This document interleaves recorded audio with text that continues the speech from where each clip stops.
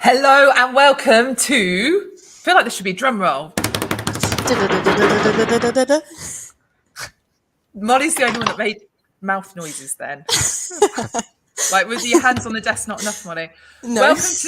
Welcome to the Green Umbrella live lunch. Like no one's going to see that bit because it's happened during the delay, right? So it's all good. Like the LinkedIn notifications only just come through, so everyone will miss that. So kids, how? Oh, I forgot to put my phone on Do Not Disturb. Let me do that now. Matt Wilson sending me voice notes. That's totally thrown me. Should we start again? Welcome to the Green Umbrella Live Lunch. How are we all doing this week? I know they're meant to start, isn't it? Yeah, come on then. What's going on? Who's been up to what? Anyone done anything exciting? Well, I had a long weekend, so I was only back yesterday, so I'm still catching up, all that fun stuff, catching up on all my emails. But yeah, so no, nothing exciting from my end. Oh, bless you. And what about you, Mark? Mark, you've been.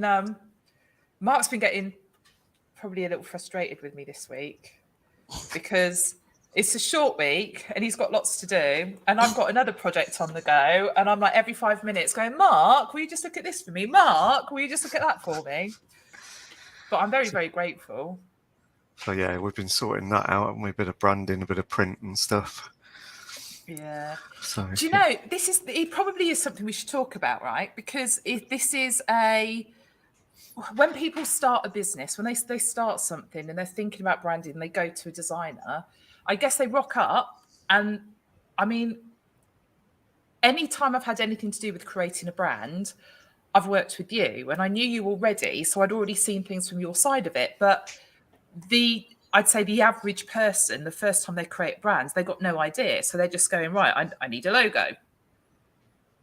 And so they don't really know what the process is. I know we've talked before about like how to give a brief and that kind of thing, but actually, like, we should probably create a guide of like what the process is, what you should expect your designer to be doing, how you should expect them to work, what you actually need.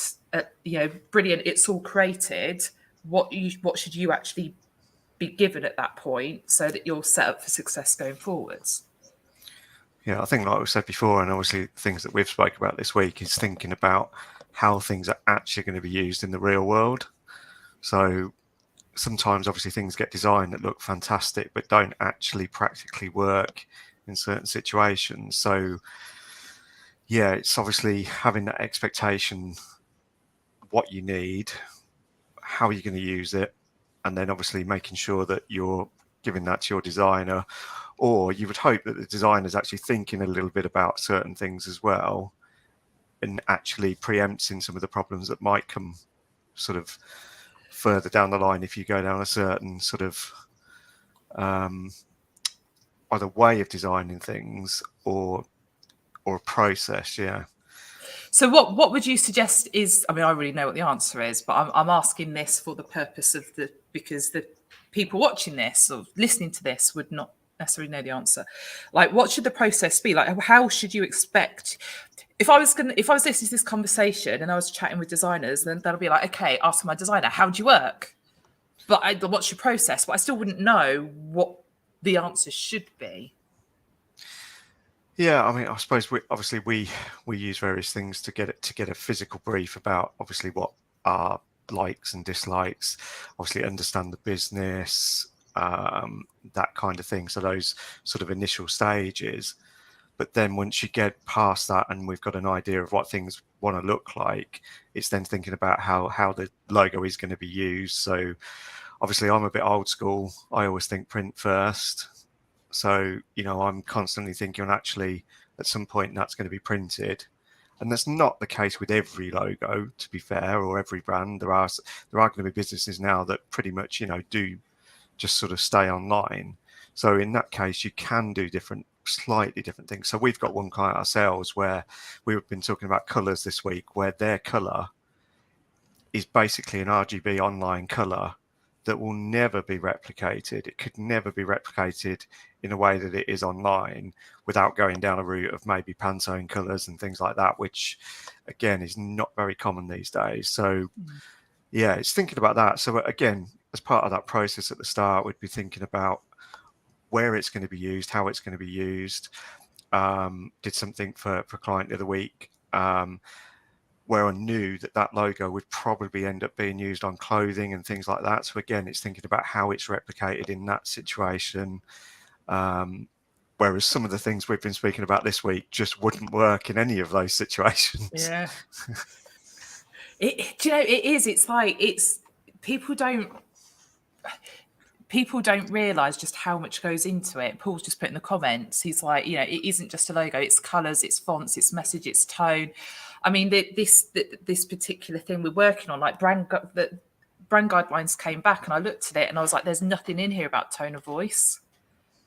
And so I've sort of had to create another page to go into the guidelines that was, you know, and sort of went back to that design team saying, like, you really need to include this when you're doing this stuff, because like that pack now goes off to another team to create content. They're just going off the back of some visuals. They've got no idea of like how this brand should. I mean, you know, it's like, okay, here's a question for you. How does Green Umbrella feel? What words would you use to describe it? How does it feel?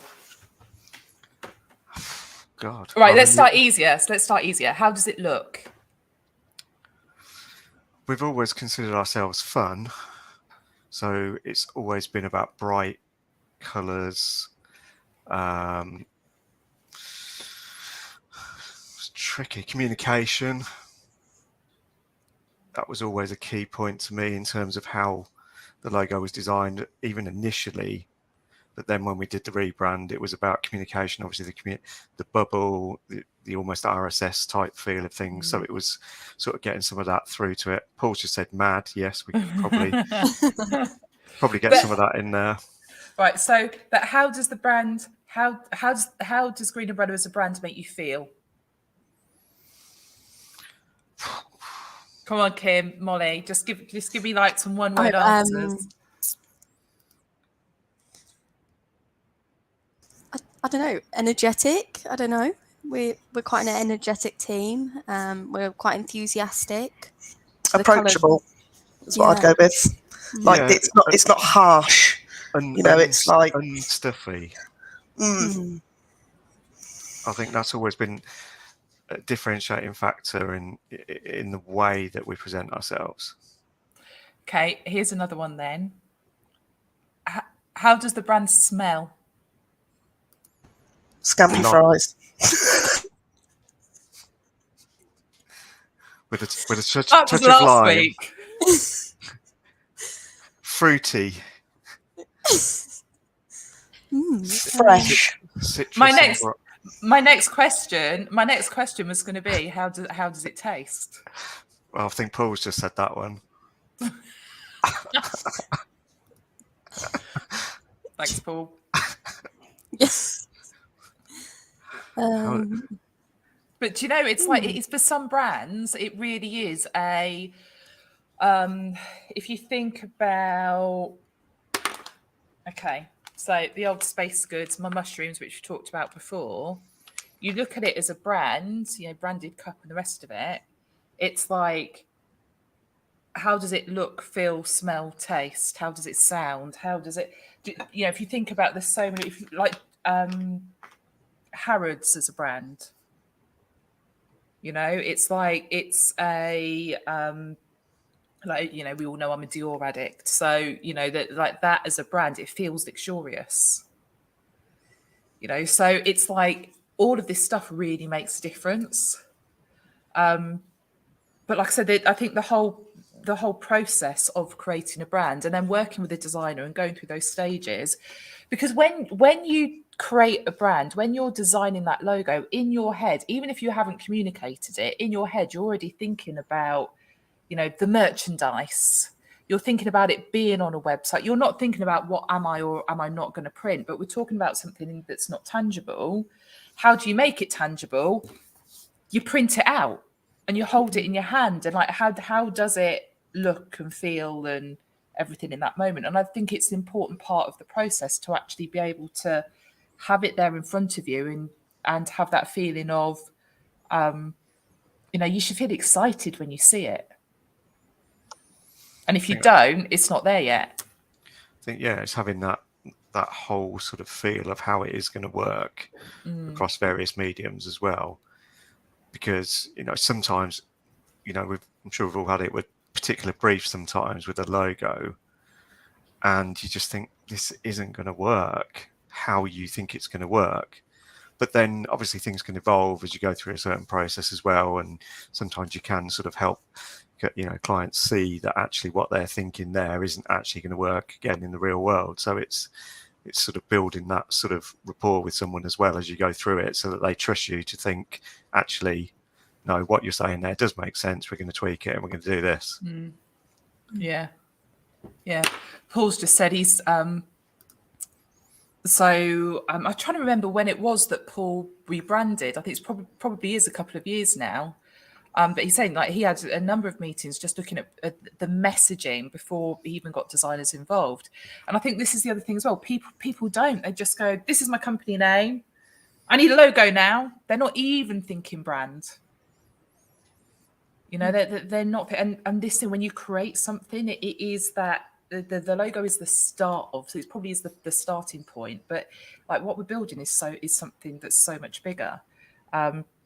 And yeah, like I said, this project that I've been annoying Mark with this week, there is a massive amount involved because there's multiple brands there that all need to come together and tell a story from one to the next, but sit underneath an umbrella. So it's been a really interesting project. I've loved it. I was up to 2:00 this last night working on it. I couldn't help myself, couldn't leave it alone. And Mark, we're going to do the website for it now as well. I decided last night. Okay. Do you love it when I tell you things live on air? Yes. When's it got to be done? For about 4:45 this afternoon? No. No. Look, Stephen said, love this, favourite topic of his, he'd love to join. Shall I ping him the link? Go on. Or right, Kim, can you ping Stephen the link on and then we'll get him in. Why not? Oh, do you know, I love it when we start talking about things we didn't intend to talk about. But the thing is, branding is such an important thing, and it is this idea of messaging behind it as well. And like, how can you communicate your vision? How can you communicate your values through your brand? It is such a difficult thing to do for people that are not living and breathing that world on a regular basis. Like personal brand, how do you do it? How do you do it that way? It's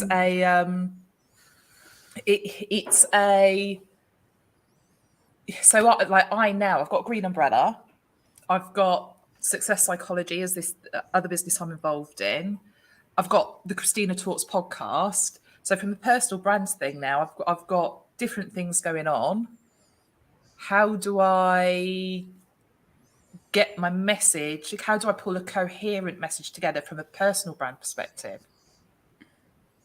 And that's something I've been doing a lot of work on, like how do I get that messaging right? How do I balance it out? Which channels am I going to use and have more of a focus on and that sort of stuff? There is so much more to this stuff than just a logo. Mm-hmm. Do you know one of the things that really irritates me around branding, that is a basic thing? You guess what it is? Tell us. I don't know. Font? I don't know. Inconsistencies. So fonts and colours, like when it's not the right green, when it's not the right purple, it really, really frigging irritates me. Here he is. Good afternoon, all. How are you? Hello. Right. There he is. Thanks for jumping in. Which thingy do I want? Yeah, that's better. That's better. So I heard you talking about branding and design and having that that whole sensory appreciation of your brand and what your company stands for, and people trying to absorb all of that from a little logo. And it is a really difficult thing and a really simple thing at the same time. So it is a favorite topic of mine. I've, over the past 30 years, probably created well, maybe over 50 brands and logos for companies and events and different things. And it fascinates me. So where do you think the challenge is for the people that are not like you, not like Mark? I mean, you and Mark have you created so many different brands. It's like, okay, here we go again. For me, I'm outside of a lot of that stuff. There's certain projects I get involved with, and certainly I don't have as much experience as either of you. So if you think, like I said, the average Joe, like, what do you think the biggest challenges are for them? I think the start of a conversation I'd have with anyone about branding would be, what's their experience of brands and branding that they come into contact with, and often they don't realize that they are, but they are. So from everything like Nike on a t-shirt, or the BBC logo, or the local plumbers on the back of their van, this is all branding. And asking them, well, first of all, pointing out that's where you might see brands that you like, and then they might say, oh, I really like the Adidas logo, or I really like the logo on the front of a drum skin of a band that I've seen. Wherever you've seen some sort of design that caught your eye, that just triggers something in you, because whoever is behind the brand, they have to love the brand. It's difficult to come to love a brand. So when you inherit a brand of a company, and it doesn't feel quite like you, then rebranding, which you did, is something that you do because it then better represents you, and you're much more able to stand behind it and say, yeah, this logo here is shorthand for my company and what we stand for. So when I see Green Umbrella, the logo with the speech bubble and the marketing, then the colors and the balance, it feels warm and inviting and looking for a chat. The arches over the top are kind of a reminiscent of the bars that you'll see on your phone, that you're on the Wi-Fi network and so on. So that's a communication, and the extra stamp of the marketing points out, because when you have a title for a company that in itself doesn't say what it is, then often you need to add something on to give that. And it might be a tagline underneath, there might be something on the logo, it might be a little icon. But people often, I would imagine in the past, might have said, so what's Green Umbrella then? Is that an umbrella company? So pointing it out for the people who are difficult of understanding is a good thing to be able to do. And it's a bit like when you name a child, say you had a kid and you called them, I don't know, George or Arbuthnot or Susan or whatever. Let's not get in Susan's again. But then the kid kind of becomes the name. So the name doesn't seem to match them initially. You might think it does, but they grow into the name. So even if you give a kid a really bizarre name, over time, they come to personify that. So when you give a company a name that's a random, Green Umbrella or Broadbean or Firefish, then initially people say, what? But it's unique enough that it becomes synonymous with what they're about, and you've got an open playing field to grow into that name. Whereas if you just say, we're United Accountants of Scotland, well, what does that even mean? Or if it was say you had Robinson and O'Donnell Solicitors, that says nothing. Obviously, Robinson would come first. Obviously, yeah. And it'd be an interesting list as well, I'm sure. Don't know what you're suggesting. We only pick on dodgy cases. Yeah. Okay, so there's something else in this. So as a brand, I mean, how many times have we? So the business is 13 years old. Mm-hmm. how many times have we sort of rebranded, Mark? 4, 5? Well, not rebranded, but developed the brand. One major rebrand, which was going from the original to what it is now, but then there was probably a little more of a tweak when you took over, and then we just tweaked again, which is we're still rolling out, to be fair, on a lot of things, but with that marketing tag, which obviously we'd sort of toyed, changing things totally, changing names even because of the umbrella thing. But I think, we've just got over that and just have to embrace that as it is. And, we know that every 6 months at Rec Expo, we're going to have at least 5 conversations where someone wants an umbrella company or something like that. So, but we've still got an opportunity to talk to them and sort of sell them our services then. Absolutely. Because I think this is the thing, right? It's a business doesn't stand still. So businesses need to sort of develop, reinvent every sort of 2 to 3 years. But it's kind of like, so does your brand. And I know, Stephen, we've been on things together before where we've talked about, websites should be like they're living, breathing animals. Yeah. They shouldn't be like, okay, my website's built and now there you go, it's static. Mm-hmm. When you're looking at branding, there's always a story behind where it came from, and it doesn't always matter that the audience knows the story, but you need to, whoever's behind the brand, if it's your company, you need to know that story and know where it's come from. So the logo, I had a logo for a company of mine, Source Selection, and there was a bit in the middle that actually came from an interlinking chain, and it was just like a little fraction of it. And it doesn't matter where it came from. What people saw was not what I saw. What I saw was where the story behind it. And whenever you make a brand, the designers, or certainly the ones with a bit of flannel, they'll say, "Oh, you see what we did." They'll tell a story and they'll weave in what you wanted with something that sounds more romantic. But you need to feel that for other folk to then subsequently feel it. So I'd be really interested in, Kim and Molly, when you saw Green Umbrella initially, how do you feel about the brand now compared to when you saw it initially? Does it mean something different to you? When I see Green Umbrella and the little icon above it, the first phrase that comes to mind is, "We've got you covered." Green Umbrella. So a tagline kind of jumps to mind. That even was the original tagline. You must have seen that subconsciously. I don't know if I have. I honestly don't know if I have. That was honestly the original tagline. Okay. 2010. Good guess then. Yeah. So, Kim and Molly, how do you feel about the brand Green Umbrella now compared to before you joined? So when I initially joined, I saw the speech bubble as like a text message, so like that kind of thing.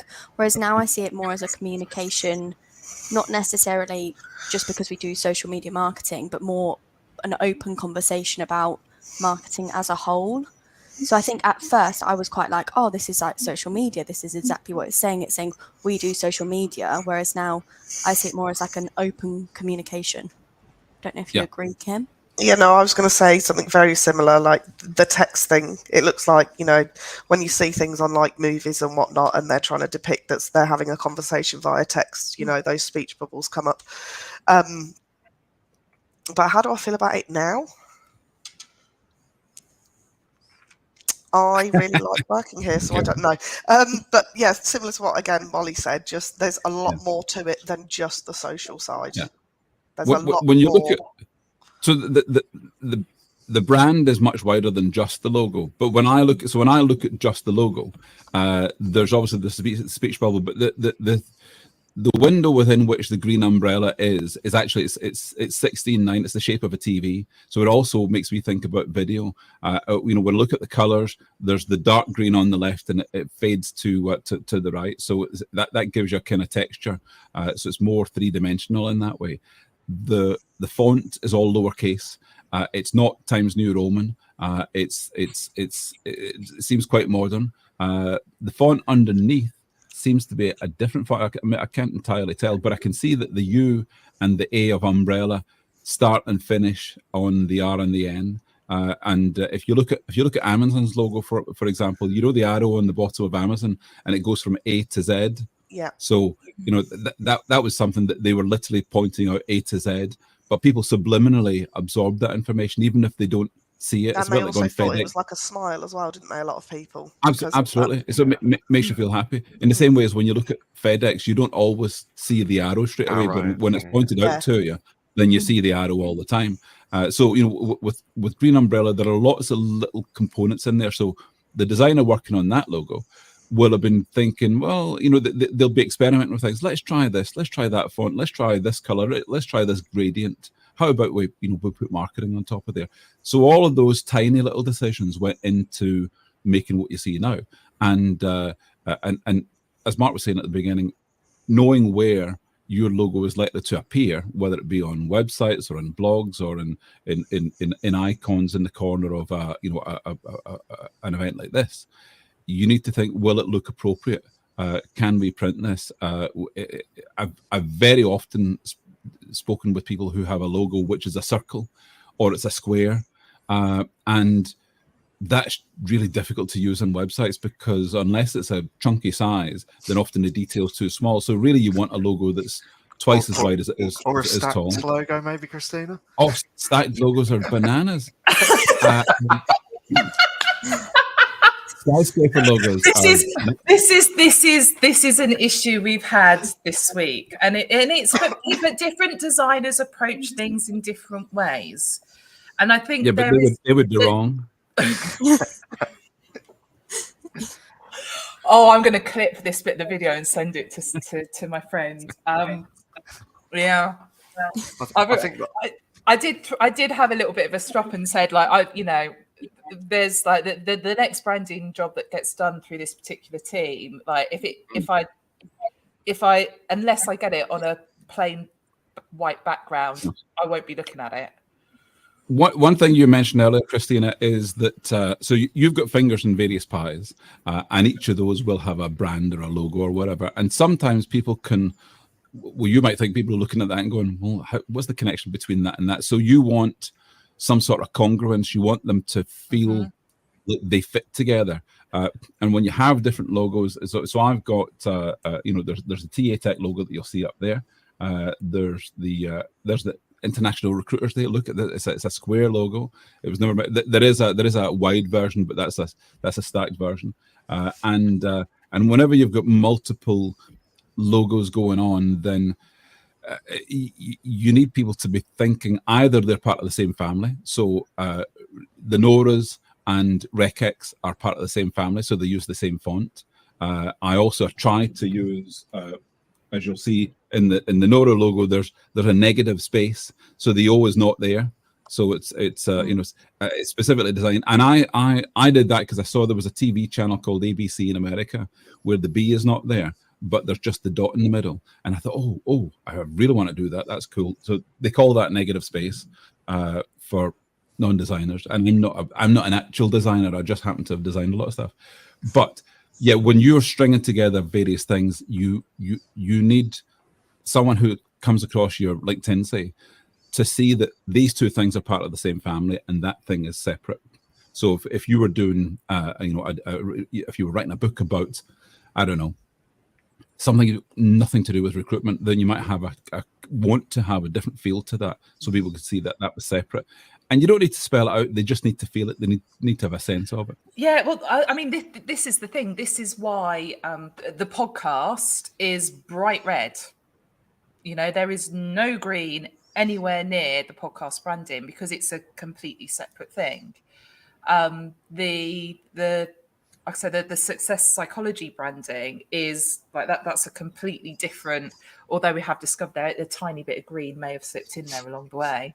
But that was unintentional. But again, that's completely different branding. But within success psychology, there are 3 products. And when, like, the work we've been doing this week has really been working on one of those as the middle product, almost like a segue between these. When you see the 3 logos side by side, you can see actually, yeah, this is the route. You start off with this, and then you go to the next thing, and then you go to the next thing. And from a brand perspective, you can almost see that flow through the colouring. Which has taken some time, but I'm happy with now. Oh, you're muted, Stephen. on branding, people often they play very safe when they don't have to. Well, not always, but people often they stick with, well, let's just go with, you know, something that says the name of the company, that's black and white or it's blue and white or whatever, and they play really safe. And I think you should always experiment with going a bit crazy. In fact, go a lot crazy. Think of the bizarrest thing you could do for your logo and work back from there, because it gives you an entirely different perspective on things, rather than, you know, this is what our logo is now, let's just change the font or slightly change the color. How about going bananas crackers with it? There are ways that you can play around with your logo to use in different instances that can be, you know, fun or playful or serious or any number of other things. So having variations on your logo, I think, is really good, and for that to tie in with the different aspects of your brand. Some people on their website, they'll have color coding, so they'll have the same logo. Say it's a recruitment agency, that for their temp business, their logo is the same, but they've got a bit of, you know, a pink underline. But for their, you know, the perms engineering business, it's got a blue underline. So that kind of color codes the website and leads the eye and makes the candidates feel like it's more of a personalized experience. And they're not noticing it, but they're feeling it, and they've got that sensation. So having those kinds of things that lead people down the path you want them to go is always really useful. But branding and logos and design have so much more effect than you think they do, and especially, you know, months and years down the line from when you come up with the idea in the first place. I think this is why it's so important that you have this, like, when you see it, when it's the right one, you have this real connection. It's like, it sends that little shiver through you, where that kind of shiver of excitement, you know, that you go like, oh my God, this is it. And when you have that, that's the time to stop. Don't keep playing with it again after that. Like, that's the time to stop. Let me show you some stuff that I've been doing recently. So this is I'll move this over to the side. So this is actually branding for a podcast within TA Tech. So this podcast is actually this was last week. So, you know, I've tried to tie in Savvy, Recad, and TA Tech, you know, the colors, the logos, the fonts, and have a feel for it so that people can read it easily without consciously reading it. You know, it's right in front of them, and I've got a background that's got, you know, roughly the same colors, but and there's you can see there's it's an extract from a video that I made. Whereas another event we've got coming up here in Austin, what I've done is, I just need to unlock that. What I've done is, so in the corner is all branded with this corner blue. So the white logo on the blue corner, and that's on lots of the things that we put out. So this is a speaker card. So people who are speaking at the event, they all get this in 1200 by 630 size, so that they can share that on social media, ideally on Facebook. And what we've got here is the person and the logo of their company. So we're giving them props, showing their face and showing the logo of their company. And this circle going around them with the colors in a sort of spiral, I made that. I saw someone else doing something similar. In fact, it was the expo. So I saw the recruitment expo with circles around the people, and I thought, oh, that's nice to do, but, you know, I'd want to do something different. And I thought these colors, they tie in well enough with our colors, and I thought what I ended up with drew the eye, but there were maybe 50 variations of this before I got to these particular colored spirals that I thought worked. And as you say, once you find something that you think, oh, that's it, stop tinkering, then you can stick with that and go with it. And down the line, you might realize, or you might regret, oh, I should have done something else. And you can always do something more later. You know, it doesn't have to be completely static. I love the fact that you've just used that as a cheeky little plug. Brilliant. Cheeky little plug for podcasts. ABB, always be branding. Clever man. Yeah, always be ready. What I like about the image is, and this is about application of brand. Okay, so Molly and Kim, this is probably like an opportunity for you to get more involved in the conversation now, because you're presented with a brand, and it's like, go and create these social media assets. Like, well, we want this quote to go out and using our brand and the rest of it. And I'd like to think that you two have, we've beat you into submission enough that you don't make this mistake. But I have seen, again, some of the stuff I was working on last night with this design team. They've kind of created some social media assets, and it's like, okay, the brand is this color, so that's the background. But now there's a space there, we must fill it. And then you end up with this image that someone's vomited on. Mm. And it's like, as long as it's the right color, it's on brand. So this idea of space, the use of space, like what I loved about the images, Stephen, that you just shared, there's a lot of information on them, but they're not cluttered. And I think that's quite difficult to do from a design and from a brand perspective. I mean, Mark, what's your... Yeah, I mean, I think obviously we do a lot of sort of posts and things for clients and things, but the nicest ones are always those that are a bit more sparse, less words, keep it short and sweet.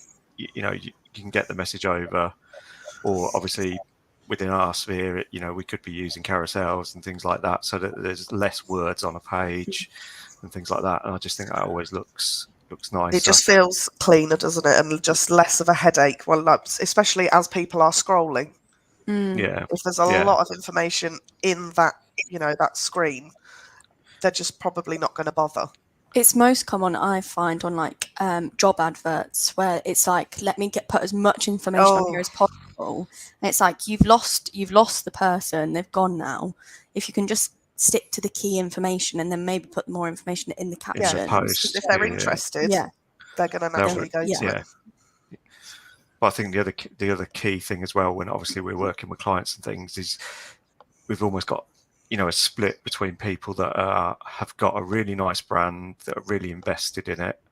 Then we've got people that have got a logo, and maybe we're onboarding a client, and having to do some sort of social media templates and things like that. And you ask for, not everyone has brand guidelines and things, but literally when you say, can we have your branding and things, they send you a logo that's about that small, and that's all they've got. There is literally nothing else, so that's when it becomes tricky to do our other side of things if there isn't a brand in place as well. So if I was coming to you, Mark, and I was the simple person that I am, and I wanted you to do some branding, what would I need to give you rather than just a teeny tiny?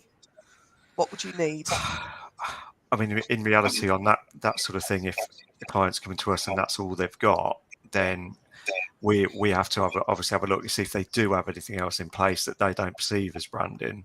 So obviously they've probably got a website, or you'd hope they've got a website. So obviously you can refer to that, and you can extrapolate things out a little bit, and you can say to them, well, actually, you're using this font on here. We can use that on there. Have you got anything else that you've been using? Have you had a business card printed? Can you send me the PDF of that? But it goes back to Christina's consistency thing then. What they might have had done at Vistaprint or something doesn't match what they've then had out on their website. So it almost needs a bit of education from that way, that they need that consistency. And then when they're actually putting things out, right, okay, that looks like our stuff, we're proud of that, rather than just going to bang it out. It's the same sort of thing as when someone says, I just need a logo. And it's so interesting. Like, it's massive, isn't it? It isn't just like, there's so many different things to consider. Yeah.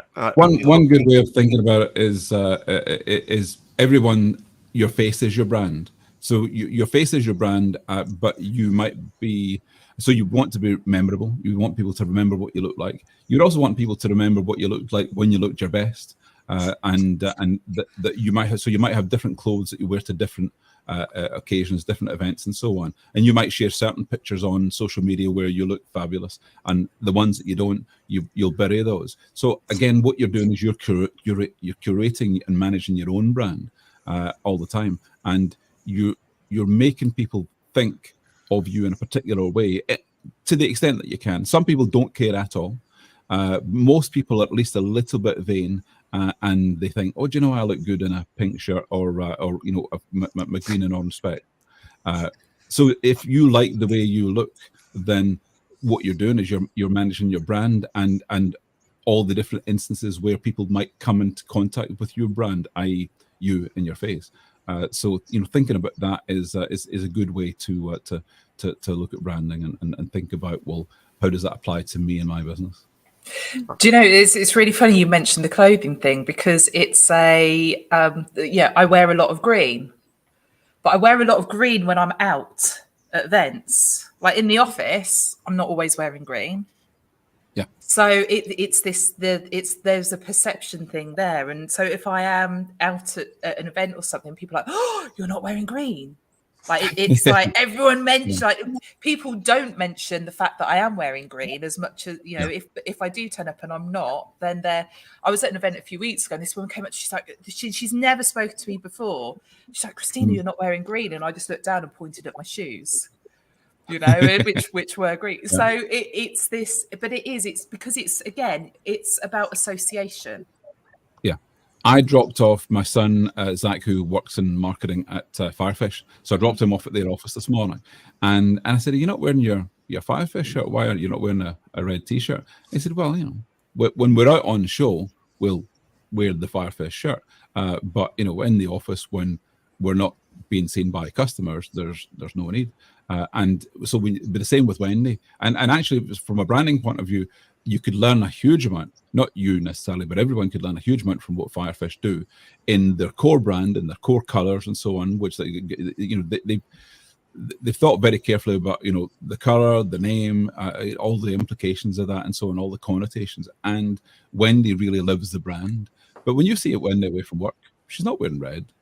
She'll wear any number of other things. And it's not that she dislikes or likes red. It's just that she wears red a lot. So when she's not at work, she doesn't have to.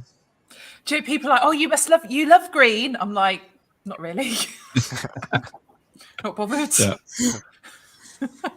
Did you notice I put the green umbrella specs on? Yeah, I did. I want a pair. Yeah. I think that's the thing as well with the clothing thing. Obviously, people expect us to be in green, and obviously for a while we had the rugby shirts and things like that. And then when we swapped to the tie dyes last year or wherever it was, I did actually have a customer come up at Rec Expo. I think it was last year, and he was like, "It's green, but it's different." So they'd even noticed that it was a slightly different variation of what we were wearing. You're gonna laugh.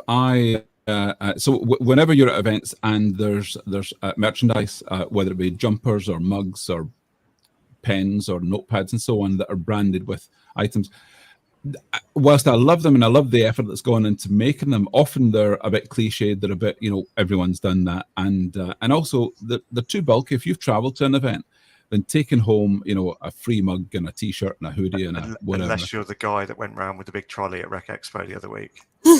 Well, yeah. So, or Louise Tryon, she always hoovers up as much swag as she can.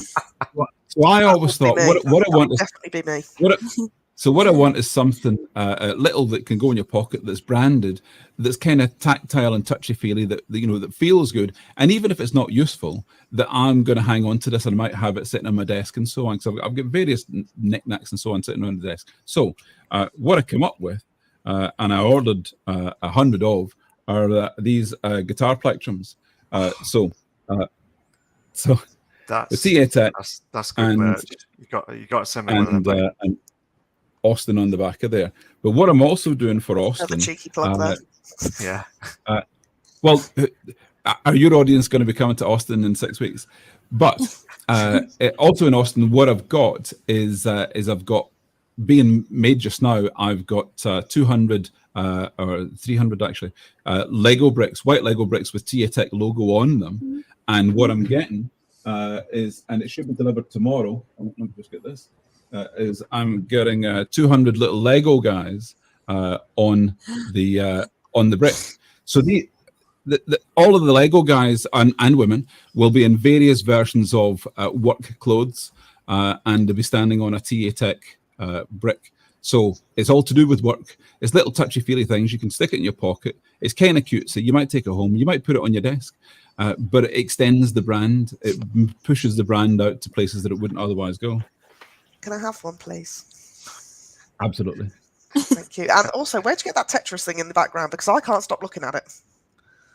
eBay. I love it. Sorry, the pieces do come off. You can actually build it.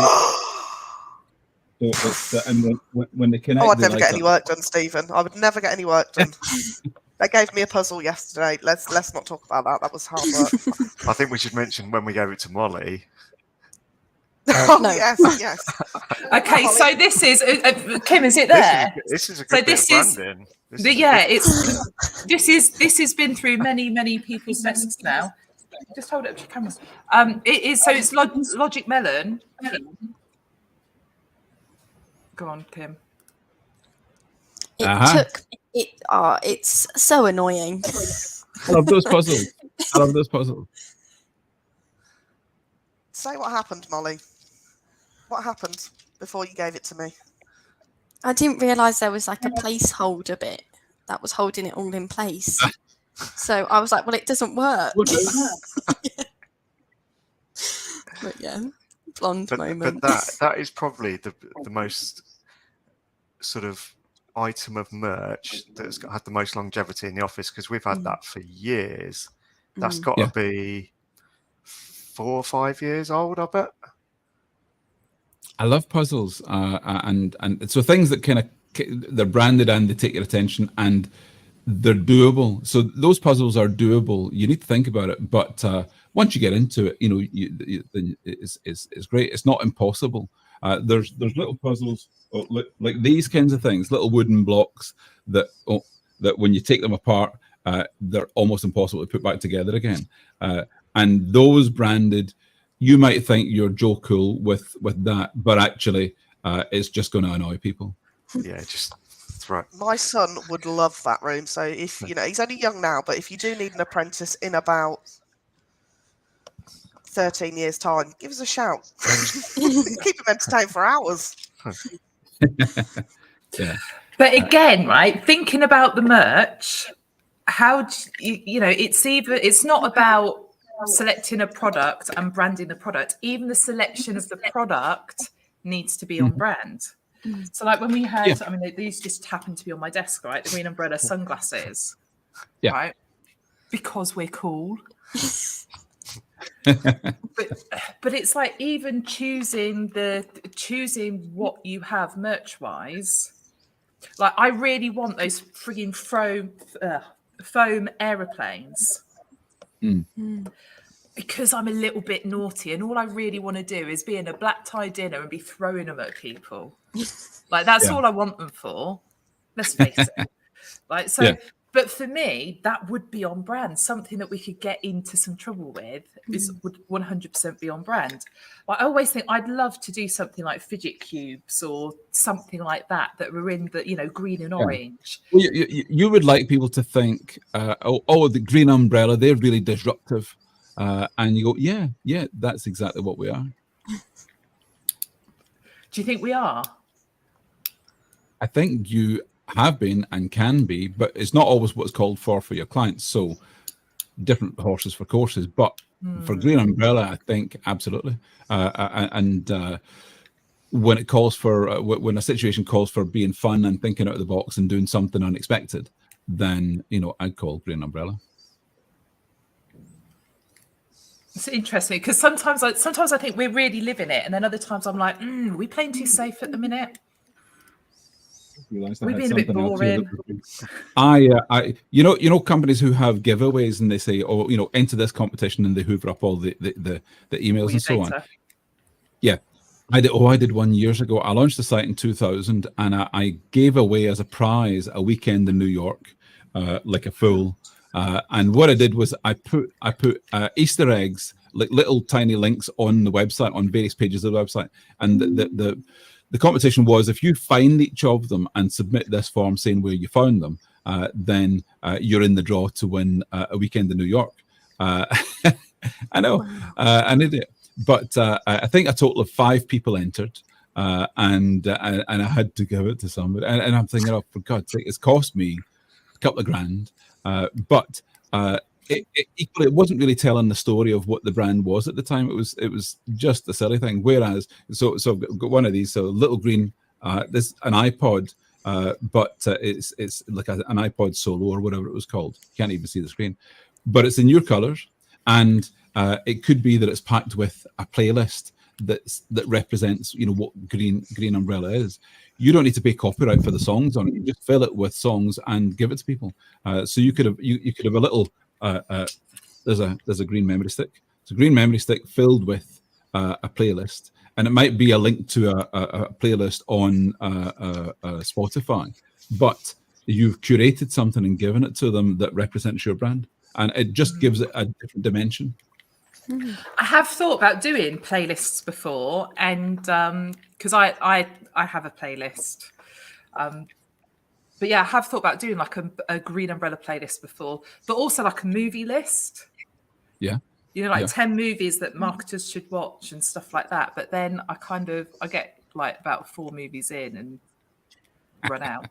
You just need to watch Mad Men. That's all you need to watch. Yeah. Yeah, box sets for marketers. Could be a thing. Could be a thing. Cool. All right. Well, let's do you know what? I love this. Episode 150. We were going to talk about all sorts of stuff, and we haven't talked about any of it. We talked about branding, but it's been a really good conversation. And this is what I love about the fact that we don't have a plan and it's all organic and it's like just whatever is going on in our world at the minute. That's what we talk about. Today it's branding. Last week it was scampi fries. Who knows what next week will bring? True story. So, and Stephen, thank you so much for jumping on. You're very welcome. Anytime, you know my number. Absolutely. Cool. So yeah, thanks everyone. Paul Green said, you mean you have a plan for these? No, what happens, Paul, you've been in the green room with us before. You know what happens. We jump on about 10 to 5 to, we go, right, who's seen what this week? What shall we talk about? And then we dive into it, you know, and we just see whatever. And that's literally what we did. And I was like, Kim didn't realize she was coming on until about 2 minutes beforehand. That's how planned we are. And we just go for it in the same way we do when we're in the office. So yeah, gotta love life, right? Anyway, that's it. Episode 150. Thank you to Mr. Stephen O'Donnell for jumping in and talking branding with us. We will be back next Thursday, 12 noon on my LinkedIn, the Green Umbrella Facebook page. Oh, actually, I won't be here next Thursday. Can I mention one thing before I go? Yeah. I have a new tech tool or gadget. So you know when you're on screen and what you're doing is you're looking at the camera, trying to look at the person in the eye whilst also looking at the screen. So I have a new bit of software. So when I look down at the screen, it should be keeping my eyes on the camera all the time. So it's a bit of software that goes along with NVIDIA called Broadcast. And when you put on eye contact, it keeps your eyes looking at the camera even when you're looking at the screen. So right now I'm looking at the screen, but it looks as if I'm looking straight at the camera. It's a bit of AI software. Whoa. That's cool. That's cool. Because I've seen the camera, you know, there's like a real thin camera that's in the center of the screen, but it's a gadget rather than... They're tricky. Here's 2 versions of me, and one is the one on the left has the software, and the one on the right doesn't have the software. So you can see my eyes as I move around. Jane would be thrilled. There's 2.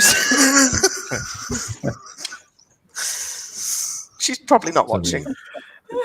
Anyway, top tech tip for the day. Amazing. There you go. That's your additional bonus. Cool. Yeah, I'm not here next Thursday, I don't think. So you 3 will be holding the fort. Nicole will be back as well. She's on holiday this week. I think she'll be back. I think so. Yeah, hopefully. Fingers crossed. So yeah, have fun without me next week, Thursday at 12 on the Green Umbrella Facebook page and YouTube and wherever else you fancy live streaming. Go for it. Have fun. See you later. Amazing. Thanks, everyone. We'll see you soon. Bye for now. Bye.